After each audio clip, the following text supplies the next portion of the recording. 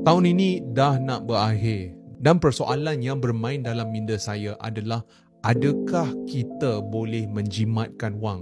Dan jika kita tak boleh menyimpan wang dan jika kita terpaksa meminjam, ianya seolah-olah kita bekerja untuk mendapatkan pinjaman dan dengan pinjaman itu kita menyara kos sara hidup kita.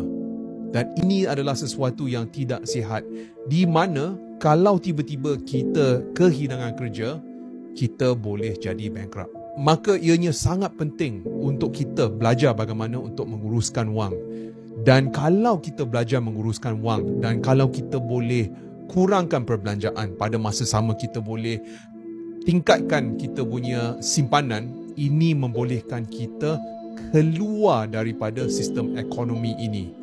Dan jika kamu nak belajar, saya telah tulis buku ini di mana saya akan share tips bagaimana untuk menjimatkan wang atau menguruskan wang.